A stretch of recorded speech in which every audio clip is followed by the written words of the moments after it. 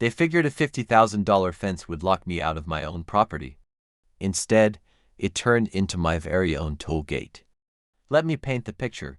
You roll back from a cattle auction only to find your driveway blocked by 8 feet of fresh privacy fencing. And not just any driveway, this is the road my grandfather carved out with his bare hands back in 1962, a road that's been in my family for 6 decades. A road these newcomers have been using daily to get to their shiny subdivision. Here's the sweet twist. That fence they put up illegally now pays me $500 every single time one of them has to cross my land.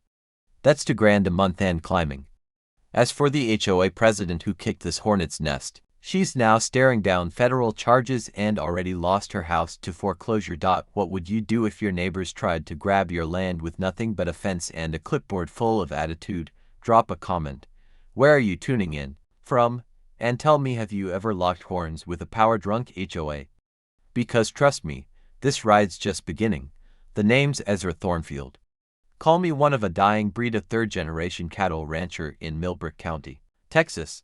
My granddad staked his claim on this 240 acres back in '62 with grit, calloused hands, and a dream bigger than his wallet. My father built on it through sweat and sheer stubbornness. Me, I've been battling tooth and nail to hold on, alongside my wife Sarah, the finest veterinarian in 3 counties, and our college kids who still know what a hard day's work looks like. The ranch sits at the dead end of Cottonwood Creek Road, a gravel track my grandfather built himself, hauling rock in an old Ford so beat up it leaked more oil than the Exxon Valdez. And every morning at 5 a.m., I drive that same road in my father's 87 F-50 coffee mug melted into the dash by decades of Texas heat and raw determination. The cab smells like diesel, cracked leather, and honest labor, everything these new neighbors seem allergic to. Here's where things get ugly. When Granddad built that road, he thought about community. The easement was simple. Neighbors could use it to reach their land, pitch in on upkeep, but under no circumstances could they block our family's access. That system worked fine until the invasion arrived.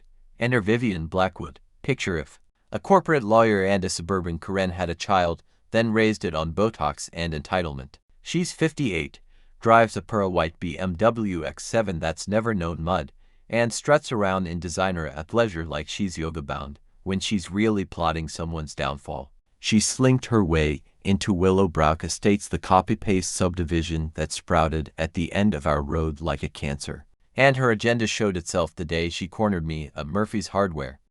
I was minding my business, buying fence staples, when she glided over with a predatory smile and a blinking Bluetooth earpiece. Ezra, I've got a generous offer for your establishment, she purred. Establishment, like she was talking about a nightclub. Not for sale, ma'am. This land stays in the family. That fake smile of hers cracked just enough to show the shark underneath. People like you don't understand progress, Ezra. This area has potential. The way she hit people like you while staring at my boots and sweat-stained John Deere cap. Even a cow could read between the lines. I tipped my hat, walked off, and let her BMW purr away, dragging Texas dust back to suburbia. That's when the mind games kicked in.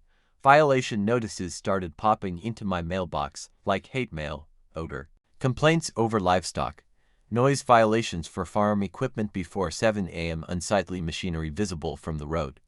Each one stamped with Willowbrook Estates official seal, some cutesy tree logo that probably cost more than I spent on monthly feed. I laughed, tossed them in the wood stove, and thought, Vivian must have missed the day in law school where they explained an HOA has zero authority over private ranch land. But she wasn't done. She spun up community meetings overnight. Anonymous letters flooded the local paper, whining about falling property values and incompatible land use. Funny, these complaints always came from people who hadn't lived here long enough to sour milk. Then came that Tuesday in October, the day the war started. I was hauling 30 head of prime black Angus back from the Abilene auction, trailer worth more than most people's cars. I rounded the bend toward home, hit the brakes so hard my old coffee mug finally snapped off the dash, and stared. 8 feet of spite disguised as privacy fence stretched across Cottonwood Creek Road. Brand new lumber, a fresh sign, private road, Willowbrook Estates residents only, and there was Vivian clipboard in hand, to board members behind her looking as nervous as cats in a kennel. Security improvement, she announced, glowing. You'll need another way into your property. I looked at that fence standing on the road my grandfather built stone by stone, and something inside me went from simmer to full boil.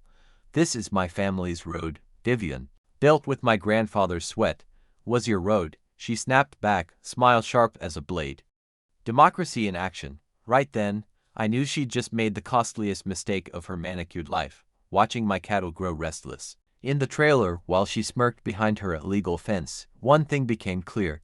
This wasn't ending with sweet tea and pleasantries. First stop, Garrett Mills, sharpest land lawyer in 3 counties, and my old high school buddy who still owed me for bailing him out in calculus. His office smelled like leather-bound law books and the kind of confidence you only get from never losing a property fight. Ezra, they stepped in at big time. Garrett grinned, laying yellowed papers across his mahogany desk like poker cards. This 1962 easement gives your family perpetual rights of ingress and egress. He tapped the faded signature with his pen. Remember what my old man said about easements. They're like herpes. Once you've got them, they're yours forever. They run with the land, and no HOA vote can touch them. He'd learned that himself buying the Johnson place a decade earlier, stuck with a utility easement slicing through his best pasture. And now that headache was about to be Vivian's nightmare. Garrett fired off a cease and desist within the hour, demanding the fence be gone in 48. I thought that would end it. Shows what I knew about suburbanites with law degrees and too much free time. Her reply came from a Dallas law firm that charges more an hour than I make in a week. Their claim, the easement had expired from non-use, and my cattle operation was commercial traffic unfit for residential standards. And the kicker, their compromise. I could apply for daily access permits, $25 apiece, filed 72 hours in advance, subject to community review. Meaning I'd need Vivian's blessing just to drive down my own road and feed my own herd. Over my dead body, I told Sarah over leftover pot roast that night. She just gave me that quiet, knowing smile and slid a card across the table. Rodriguez, County Planning, the man who signs off on building permits. All those years I spent thumbing through glossy homebuilding magazines finally paid off. I knew one uncheckable truth. Any big construction project required permits, especially fences taller than 6 feet. One anonymous phone call later, Inspector Rodriguez appeared at Willowbrook's front gate like an IRS auditor you never invited. The man barely glanced at that 8-foot monument to neighborhood hostility before slapping on a stop work order quicker than a rattlesnake strike. Mom, you can't just build whatever you feel like without the proper permits, he told a betrayed Vivian. This fence cuts off a public easement and breaks county setback laws. The sound of Vivian's ego cracking was sweeter than Sarah's peach cobbler on a Sunday morning. But if I believed building codes would bring humility to our HOA tyrant, I had underestimated the depths of suburban entitlement. At the next HOA meeting, Vivian turned it into a war council. She ranted that someone had sabotaged their security improvements and unveiled her master plan, a second fence right on the property line. That was the moment the local ranchers decided they'd had enough of her cowgirl cosplay. By dawn Saturday, my phone was blowing up before even the rooster crowed. By 6 o'clock sharp, 23 pickup trucks lined County Road 47, diesel engines growling like thunderclouds. We called it an educational convoy. Nothing illegal, just neighbors exercising their right to drive public roads and share their opinions the old-fashioned way, with horns. At exactly 6:15, 24 air horns blasted past Willowbrook Estates in perfect harmony, a noise so glorious it could bring tears to a grown man's eyes. Within 5 minutes, Vivian was shrieking to Sheriff Patterson about noise terrorism. "Ma'am," the sheriff replied, barely hiding his amusement, "honking isn't against the law. Maybe spring for better windows, or earplugs." That afternoon, I decided my cattle deserved some exercise of their own. 40 of my finest longhorns needed daily movement, and County Road 47 made a fine Sunday route. Entirely legal, perfectly timed for when the Willowbrook crowd hosted their patio barbecues. The fragrance of Texas Freedom Road dust, manure, and sunshine wafted straight through their air-conditioned McMansions. Vivian's pearl-white BMW earned itself a fresh coating of honest ranch dirt, and her threats of a lawsuit for emotional distress only made my evening beer taste better. But our self-appointed suburban Napoleon wasn't done. The HOA voted to hire private security, $8,000 a month for glorified rent-a-cops to track every ranch vehicle on their road. I answered by mounting trail cameras around my fence line. Within a week, I had gold-plated footage, guards littering, trespassing, and one especially memorable scene of a uniformed man relieving himself behind my barn. That little reel went straight to Commissioner Jackson, my hunting buddy and environmental hardliner. Ezra called me that night, laughing. "These rent-a-cops are breaking more laws than a frat house. Keep taping everything." The real twist came from Garrett, who discovered Vivian had trampled all over Texas open meeting laws. Any HOA purchase over $5,000 required 72 hours of public notice. Vivian's so-called emergency meeting had only 12 hours warning and zero posting. "Every fence decision is legally void," Garrett purred, barely containing his joy. "We can sue for the whole enchilada." That evening, watching my cattle graze where they belonged, I realized Vivian thought she was playing chess while I was playing checkers. We were both wrong. I was playing poker and she just laid her whole hand on the table.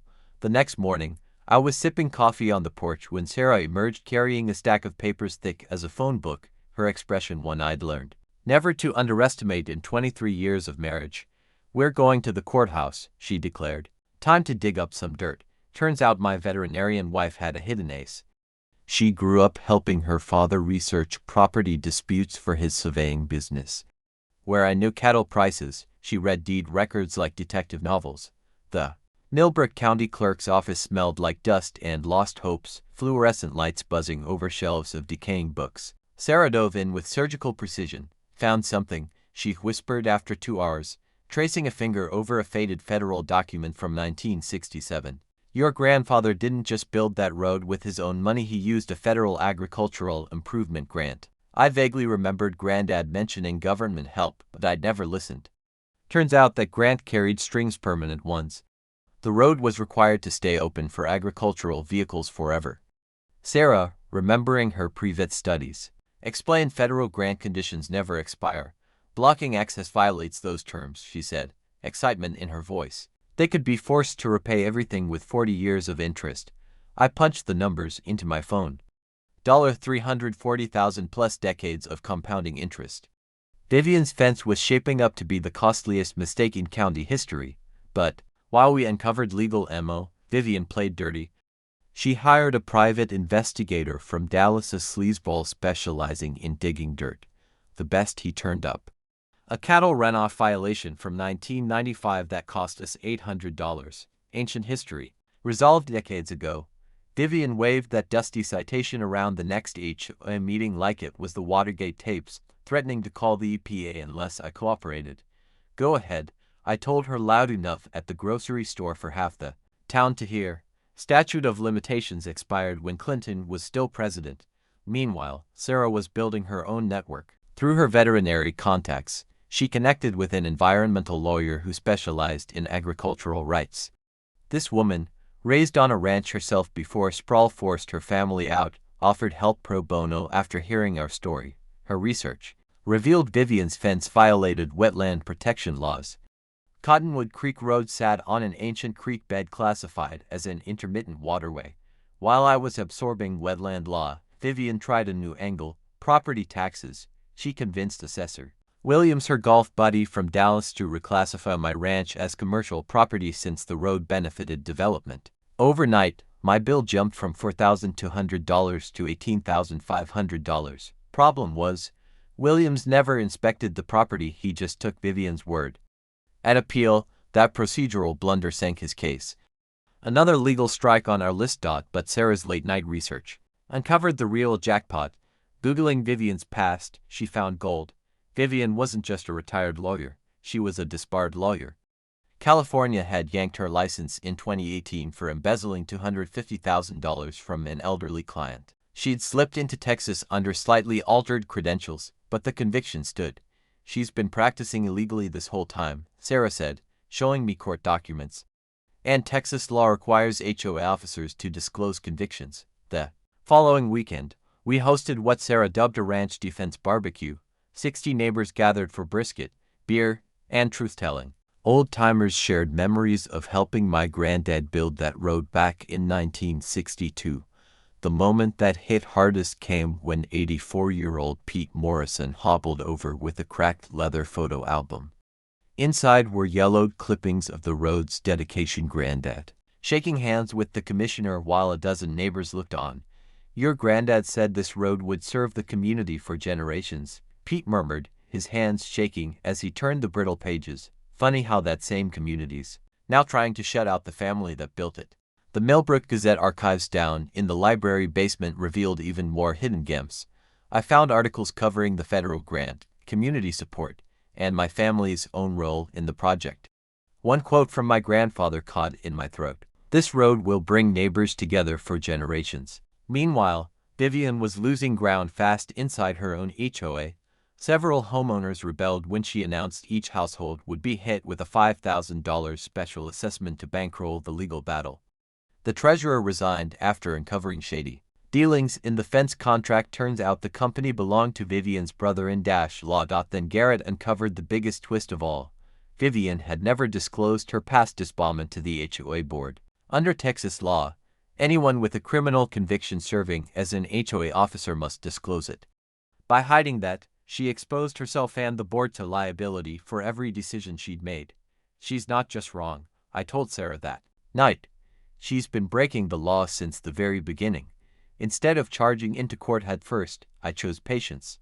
Sarah and I began documenting everything, every violation, every delay, every dollar the fence was costing us. My grandfather's words echoed in my head: "Measure twice, cut once." I was going to measure until Vivian bled in legal fees. Every delivery held up, every cow injured on the treacherous detour, every missed emergency vet call, we recorded it all. When my prize bull tore a shoulder muscle on the rocky alternate path, the $2,800 vet bill was photographed, logged, and filed. When a spoiled hay load cost me $1,200 because the truck couldn't reach the barn, that receipt went into the stack too. But Vivian wasn't sitting still. She launched a media blitz worthy of Joseph Goebbels. The Millbrook Gazette suddenly ran an editorial titled "Agricultural Anachronism Holds Back Community Progress." The editor, Jim Hartley, yet another Dallas transplant who'd probably never seen a cow outside a burger wrapper, wrote 3 opinion pieces claiming ranching was incompatible with modern suburban living. Anonymous voices complained about property values and child safety, though none of these concerned parents were willing to attach their names. Sarah struck back by launching a Facebook group, Heritage Ranch Defense, while Vivian's supporters griped about morning noise and the sight of farm equipment. Sarah posted historic photos and information on sustainable agriculture. Comment sections turned so vicious that Facebook began flagging posts for violations. Vivian's next tactic was death by red tape. She buried the county in complaints: ranch violations, septic checks, building permits, livestock licenses. Suddenly, everything my family had done legally for 6 decades needed review. Inspector Rodriguez started showing up weekly, clipboard in hand and apologies in his eyes. "Ezra, somebody's filing complaints faster than I can close them," he told me after finding nothing wrong for the 5th time. Cleanest operation in the county, but they keep demanding inspections. Then the harassment took a darker turn. My feed suppliers received anonymous letters claiming I had credit problems. Bob Watson at the feed store called, baffled. "Ezra, someone says you're behind, but your account's been spotless for 15 years. Sarah's veterinary practice got targeted too. Clients received anonymous calls questioning her professionalism. Dr. Martinez at the county animal hospital said someone had even called about Sarah's license and conduct. That same week, the midnight calls began, phone ringing at 2 a.m. Nobody. On the other end, the shriek of the house phone became as regular as roosters at dawn. I installed a professional-grade security system with live cameras. Within days, footage showed HOA board members photographing my ranch from the fence line collecting evidence. Vivian herself appeared on camera directing the operation like some small-town spymaster. Under Texas law, repeated surveillance of private property without consent counts as harassment. Another strike for our legal arsenal. Vivian's next angle was insurance. She contacted my liability carrier, claiming my cattle created fire hazards that endangered nearby homes, arguing that livestock operations needed special coverage and higher premiums. The investigator who came out was a 3rd-generation rancher from Llano. One look at my grazed pastures and fire breaks, and he renewed my policy at a lower rate. "Best fire prevention I've seen in years," he told me. "Cattle are the best fire crew you've got. Despite her campaign, community backing for us grew. The Texas Cattlemen's Association pledged $15,000 to my legal defense. A regional ag paper ran a feature story titled Family Ranch Under Siege, and state legislators began fielding calls from farm lobby groups. Meanwhile, Vivian's war chest was bleeding out. The HOA had burned through $40,000 in legal bills, and homeowners hated the special assessments. When they demanded a financial breakdown, the new treasurer unearthed more questionable fence contracts that reeked of kickbacks. The breaking point came when Miguel, my ranch hand, wrecked on the detour road. His truck hit a washout, leaving him with a serious back injury that required surgery and months of workers' comp. Suddenly, Vivian's insurer was asking uncomfortable questions about whether that fence had created dangerous conditions. I stood in the hospital waiting room during Miguel's surgery, anger boiling inside me. 40 years we've worked this land without hurting anyone, I told Sarah. Now she's risking lives for her power trip. Sarah's rage burned quieter, but sharper. Vivian had crossed another line threatening to sic ICE on our workers. All of them were legal residents with proper papers. But that threat exposed the ugly racism behind her suburban smile. Even some HOA board members pulled back after that. Property fights were one thing, turning it into ethnic intimidation was something entirely different. The turning point arrived when Garrett's paralegal uncovered liens tied to Vivian's personal assets. Buried in the paperwork was a grim picture: $180,000 in credit card debt, delinquent mortgage payments, and a concealed bankruptcy filing, all pointing to her spiraling finances. In that moment, the pieces fell into place. Vivian wasn't fighting out of principle. She was trying to use the sale of my ranch as a lifeline to rescue her own financial disaster. The very next morning, County Inspector Rodriguez appeared at Willowbrook without warning, carrying a stack of violation reports submitted by an anonymous hand.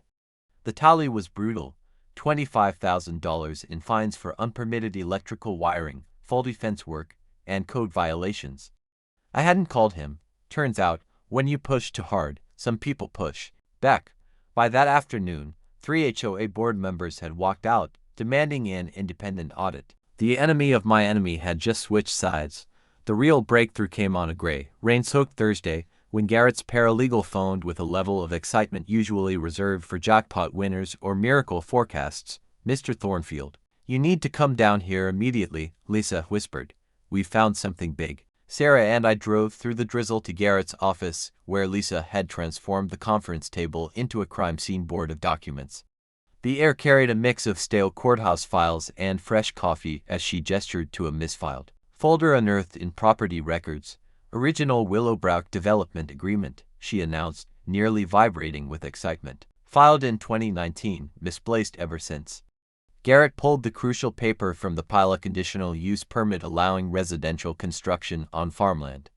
His eyes scanned down to Section 12, and the mask of his lawyer's composure broke into a grin wide enough to light up Dallas. "Holy hell," he breathed. "Listen, developer agrees to maintain agricultural compatibility and must not restrict, obstruct, or interfere with existing agricultural operations. Violation nullifies the entire permit." Sarah leaned closer, slicing through the legalese. Meaning, Garrett said, "any restriction on agricultural activity cancels the permit entirely. The county can revoke occupancy certificates for all 127 homes, the nuclear option." Vivian's fence didn't just trample my rights, it jeopardized every family in Willowbrook. But the evidence went deeper. Lisa laid out correspondence between the original developer and the county planning office, including emails copied to bblackwoodall.com. "She knew," I said, staring at the proof. "Vivian knew about the agricultural clause from day one." Garrett nodded. Her Dallas firm represented the original developer. She hid this from the HOA and residents. That's malpractice, violating her fiduciary duty to clients she still represents. Meanwhile, Sarah's contact in banking added another layer. Vivian's mortgage was already in default, foreclosure looming within 90 days. An inflated insurance claim from the year before had frozen her assets. Suddenly, her relentless pursuit of my ranch made perfect sense. It didn't stop there. Texts pulled from a disgruntled HOA member's phone exposed Vivian's dealings with a commercial developer, plotting to flip Willowbrook into a strip mall. Her cut: a promised $50,000 consulting fee tied to my ranch sale. Even her private investigator turned on her, slipping our team copies of his surveillance files, guilt eating away at him for helping destroy honest people. The environmental findings sealed it.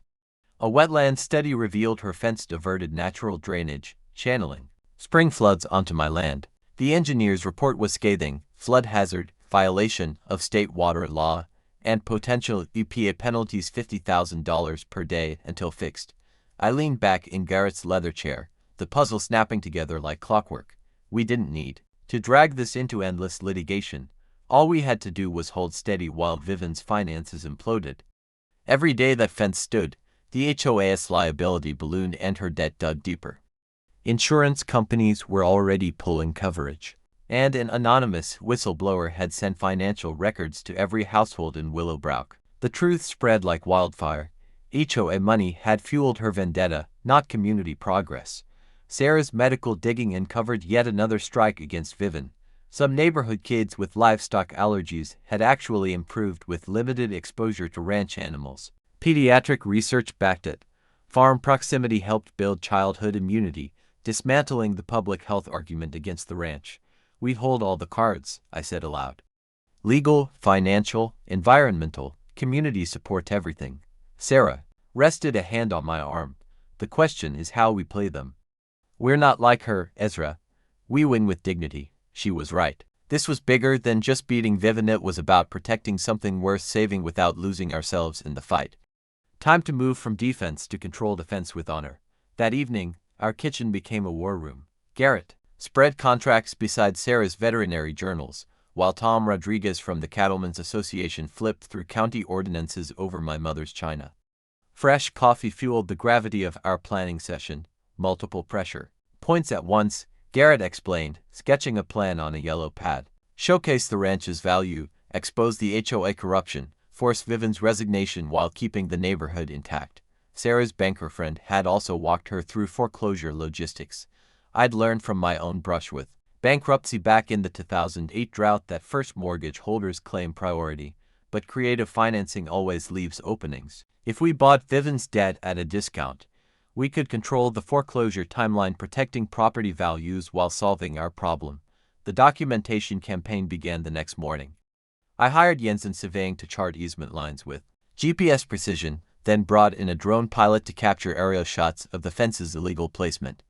The Historical Society loaned us photographs from the 1960s, giving us side-by-side visuals even Judge Hartwell couldn't ignore. Meanwhile, Sarah threw herself into community outreach with the same passion she gave her patients. She organized Heritage Ranch tour on weekends, showing neighbors sustainable farming practices, local food systems, and conservation.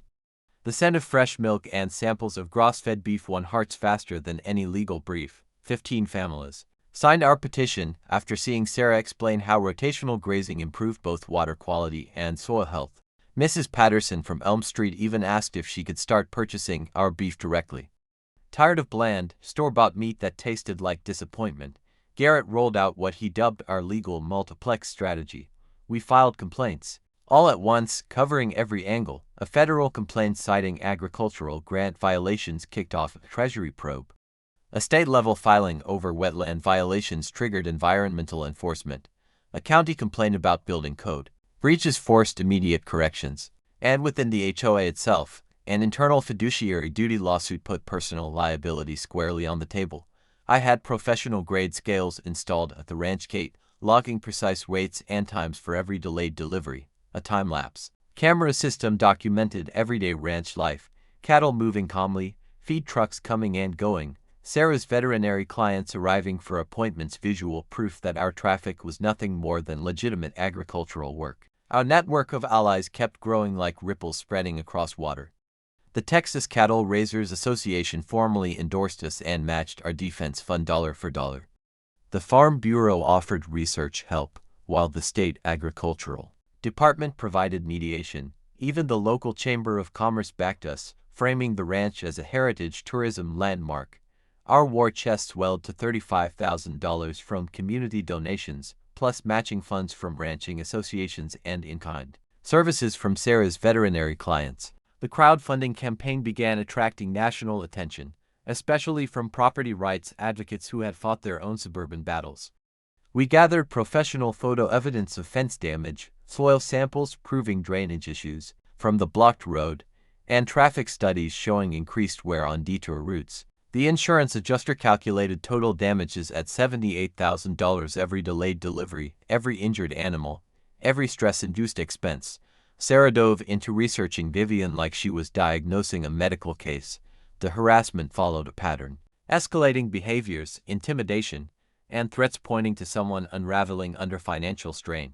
We lined up expert witness testimony from a psychologist who specialized in harassment disputes between neighbors. Our pressure campaign was launched like a coordinated strike. The Texas State Bar opened an investigation into unlicensed legal practice. The county DA reviewed potential fraud in the HOA's funds.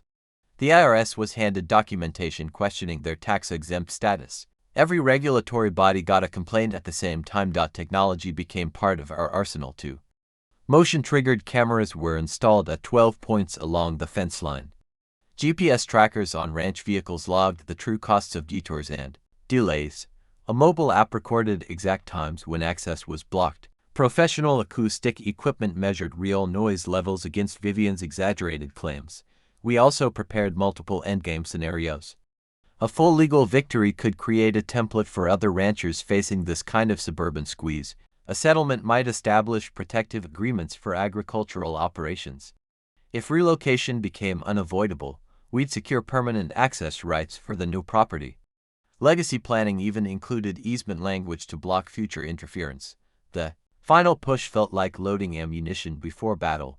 Garrett filed our comprehensive federal lawsuit, 340 pages of evidence, complete with video appendix, expert witnesses on standby, depositions scheduled, and a court date for a preliminary injunction just 45 days away. At sunset, I stood on my porch watching the cattle graze in pastures my grandfather had improved with his own hands. The weight of history sat heavy on me. The smell of mesquite smoke drifted from Sarah's barbecue pit while birds called from the ancient oaks. I told Sarah that Granddad built this road with his own calloused hands, working until dark every day. She sat beside me, her hand warm on my shoulder. He'd be proud, she said softly, not just of fighting for the land but for the principle behind it. Tomorrow would test whether David could still topple Goliath, this time with better lawyers, while Goliath staggered toward bankruptcy. It was game time. A cornered animal is always the most dangerous, and Vivian was about to prove suburban. Predators followed the same law of nature. The sabotage began at midnight on a Tuesday. I woke to the sound of distressed cattle, a noise that jolts any rancher like an alarm bell. I ran outside in boots and underwear, flashlights slicing through the dark, and found water lines cut, cattle tanks drained dry. 30 head of thirsty cattle in August heat wasn't just expensive, it was life-threatening. While Sarah called in emergency water service, I pulled up the security footage. There it was, a figure in dark clothes near the fence, bolt cutters, flashing in the infrared. Sheriff Patterson showed up at dawn, grim-faced, with evidence bags.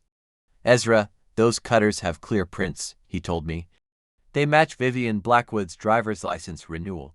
Within hours, criminal charges were filed: destruction of property and agricultural terrorism. Under Texas law, interfering with livestock operations carries steep penalties, especially when it puts animal welfare at risk." But her midnight raid was only the beginning. Anonymous flyers spread across Millbrook, accusing our ranch of contaminating water supplies. The health department got false reports of unsafe cattle waste management and potential E. coli threats. Sarah was hit with a veterinary board complaint, accusing her of unsafe practices and poor sanitation. Someone using a fake name and a Dallas number had filed detailed claims against our operations, forcing Sarah into a formal investigation that could jeopardize her license. The financial strain intensified when First National Bank abruptly demanded full repayment of my equipment loan, $60,000 due at once. The loan officer apologized endlessly, blaming policy revisions and updated risk evaluations, but I knew the truth. It wasn't coincidence. Vivian's brother-in-law worked at the loan servicing firm. A blatant conflict of interest, likely violating banking regulations, but the damage was already done. To meet the sudden deadline, I was forced to sell off 12 prime cattle at a loss, animals I had intended to keep through winter.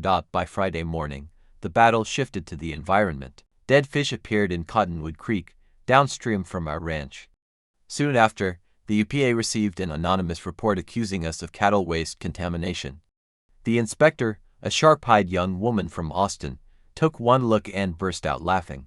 "Sir, these are saltwater fish, red snapper and flounder in a freshwater creek 50 miles inland. Someone planted them here overnight. Environmental fraud is a federal crime, and whoever staged that setup had just committed a serious offense while trying to frame us." Vivian's legal gamble came next, an emergency restraining order claiming our ranch was a threat to public safety. She alleged our cattle might escape and endanger schoolchildren, backing her argument with photos of broken fences that looked suspiciously staged. Judge Morrison, a former rancher himself, reviewed the case over lunch and denied it with visible irritation. "Counsel, these cattle have grazed here for 40 years without a single incident. The only threat I see is frivolous litigation." The insurance angle played out like slapstick. Suddenly, multiple claims hit our ranch: policy slip and falls, property damage, even noise complaints claiming hearing loss from cattle sounds. But the investigator, a former detective, uncovered the fraud in hours. Phone numbers traced back to a Dallas call center, and medical forms were signed by doctors who had never examined anyone. Vivian's liability coverage was canceled on the spot for fraud, leaving her fully exposed to damages from the lawsuit we were preparing. The intimidation campaign spread to our supporters. Threatening letters warned of property tax hikes and zoning violations for families who backed us. Several neighbors withdrew their signatures from our petition, unwilling to risk bureaucratic harassment. Vivian was bullying the entire community. To isolate us, County Commissioner Jackson also came under fire when Vivian's Dallas contacts demanded surprise inspections at our ranch. Fire marshal, health officials, and a building inspector conducted a 4-hour sweep finding nothing but outstanding safety standards. Jackson called that night, his voice heavy. "Politics is ugly, Ezra, but this is harassment, plain and simple. Keep records of everything." Things turned darker when anonymous calls started targeting Sarah's clinic and mentioning our college kids by name. Since threats across state lines qualify as federal crimes, the FBI launched an investigation. Soon, strange men in pickups appeared on the roadsides, photographing our ranch. Their plates led back to a Dallas security company, whose owner admitted to surveillance contracts but claimed his men had gone far beyond what was authorized. Sarah pushed back hard, filing a complaint that Vivian was illegally practicing veterinary medicine after she diagnosed a neighbor's dog with cattle-induced stress and prescribed treatment. Meanwhile, digital forensics exposed fake social media accounts spreading lies about our finances, all traced to Vivian's home internet. Fraud charges stacked higher, and her reckless move came next: a recorded call about burning our fence and blaming us for fire hazards. Sheriff Patterson issued an arrest warrant for terroristic threats and conspiracy to commit arson. That same night, the HOA board held an emergency session, suspending Vivian from all responsibilities. Her husband filed for divorce, citing emotional abuse. Cornered, she made her final mistake. At 5:30 a.m. Wednesday, the FBI raided her house. Half the neighborhood watched as agents carried boxes of evidence into vans while Vivian stood handcuffed in designer pajamas. By noon, the footage was viral with hashtags like #Hokaren and #RanchJustice. National outlets ran stories under headlines like "Texas Ranch vs. HOA Tyranny." Agricultural advocacy groups staged rallies from Montana to Florida in our defense. Her empire collapsed overnight. At the foreclosure auction, not a single bidder offered the opening price for her mansion. No one wanted property tainted by federal charges and community backlash. The bank repossessed and slashed the listing $50,000 below market. Sarah and I joked about buying it as a guest house, but agreed the irony might kill her before the courts did. The criminal case was airtight. A grand jury indicted her on 23 federal counts, including wire fraud, mail fraud, and conspiracy. Investigators soon added money laundering after uncovering fraud patterns reaching back to her California disbarment. Prosecutors sought a 15-year sentence as a repeat offender. Meanwhile, the new HOA board scrambled to recover. They hired a crisis management team and issued a public apology that read more like a confession. They scheduled fence removal and offered a settlement that left me stunned: $275,000 plus full coverage of legal fees. Healing began with Ranch Appreciation Day, hosted by the new board. 200 neighbors came for tour, education, and barbecue. Children fed and petted our cattle, while parents learned about sustainable ranching. Local restaurateur Mike Peterson catered with beef raised right on our land. Watching families reconnect with agricultural life made every legal battle worth it. Environmental recovery started immediately. Restoration experts repaired the creek's natural flow, while Texas Parks and Wildlife recognized us as a conservation partner. Universities across the state studied our program as a model for agricultural-residential coexistence, and within a month, 3 other lawsuits followed our legal template. Garrett's law firm became a hub for property rights cases, and I found myself invited to speak at agricultural conferences. From jail, Vivian began plea negotiations, revealing the full scope of her operations. Her cooperation exposed a network of fraud across multiple HOA projects, with the management company skimming millions in community funds. Educational opportunities multiplied. Law schools analyzed our case, while the ranch became a research site for sustainability. A published study titled Balancing Agricultural Heritage with Residential Growth validated everything we had argued about community value. Insurance settlements poured in over $400,000 for harassment, bad faith claims, and board liability, setting a national precedent for protecting farms from targeted abuse. The ripple effects reached Austin, where lawmakers drafted the Agricultural Heritage Protection Act, criminalizing harassment of long-standing farms. Lobbyists pushed similar bills in a dozen other states. PBS filmed our restoration journey for national broadcast, and inquiries flooded in from across the country. Tour, workshops, and heritage programs turned stewardship into a new revenue stream. And all of it, the battles, the heartbreak, the victories had begun with necessity. Our smart gate system, built to allow automatic entry for emergency vehicles, set the standard and was soon licensed for agricultural use nationwide. Traffic monitoring stopped misuse while still guaranteeing proper access. An idea forged in hardship grew into innovation. Local backers funded ranch upgrades, and demonstration fields showcasing sustainable farming drew partnerships with the Agricultural Extension Service. Economic growth tied to heritage preservation proved that honoring tradition could live alongside progress. The legal benchmark we fought for safeguarded agricultural easement rights in federal court, with rulings cited from coast to coast. The Thornfield Standard became mandatory reading in property law courses, providing ongoing protection for farmers under development pressure. Vivian's downfall was so complete that other aggressive HOA leaders backed away from their schemes. The deterrent was obvious. The cost of harassment now outweighed any possible reward. Public attitudes began to shift toward valuing agricultural heritage. Community investment in our ranch soared to levels that would have made Granddad proud. Partnerships in research, education, and heritage-driven economic development delivered exactly the type of unity he envisioned when he built that road. The psychological victory was total. Vivian's name turned into a cautionary tale, repeated in HOA boardrooms and legal seminars across the country. What happens when suburban entitlement collides with rural grit and sharper lawyers? As we prepared for the town hall that would finally settle everything, I realized this was about more than winning a lawsuit. We had preserved something worth saving and built something stronger. Justice was about to be served, Texas style. The Millbrook County Community Center hadn't seen a crowd like this since the high school football team's 1987 state championship. 400 people crammed into a hall meant for 200, with more lining the walls and spilling into the lot outside, where loudspeakers carried the proceedings. The smell of brewing coffee mixed with tension thick enough to slice with a hay knife. Local TV crews jostled with farm reporters and property rights bloggers for position.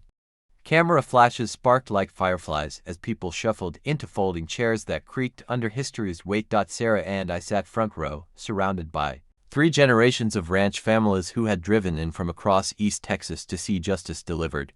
Behind us, the HOA board sat like defendants at their own trial, 5 contrite neighbors seeking redemption for their community's wrongs. County Commissioner Jackson stepped up first, reading a proclamation for decades in the making, though. Agricultural Heritage Preservation Resolution, honoring 6 decades of Thornfield family contributions and establishing permanent safeguards for agricultural operations. Applause thundered for 2 solid minutes, shaking the cinder block walls. Sarah wiped away tears, the first taste of public vindication after months of harassment, threats, and nights spent wondering if everything Granddad built might vanish. Next, HOA President Martha Hendricks, hands trembling like autumn leaves, read a formal apology signed by all 127 homeowners. "We let fear and prejudice poison our community," she admitted, her words filling a silent room.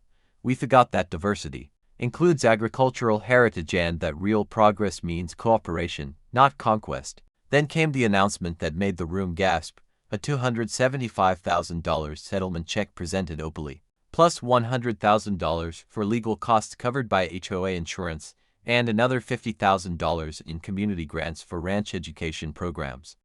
As Martha handed over the paperwork, applause drowned out her voice. People jumped to their feet, their cheers mixed with boot stomps and hell yes from the cattlemen in the back.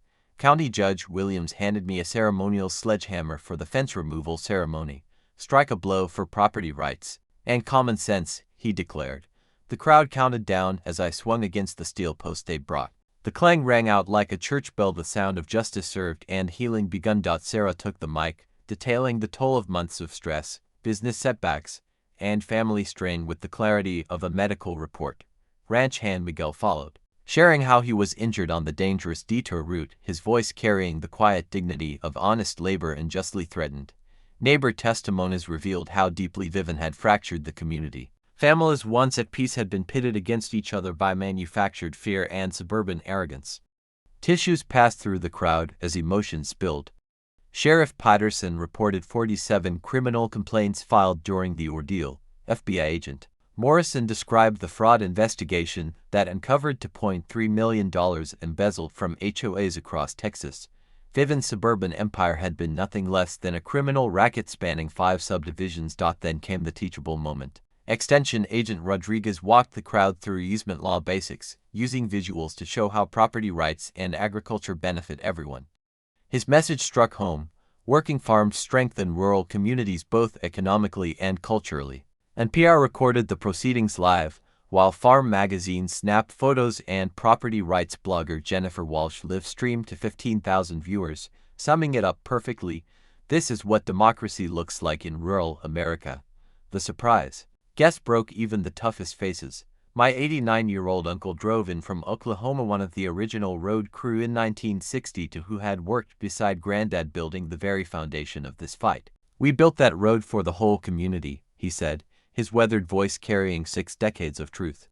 Every rock, every load of gravel, every drop of sweat was neighbors helping neighbors. The ovation lasted 5 minutes as he embraced me on stage to Thornfield, generations bound in victory.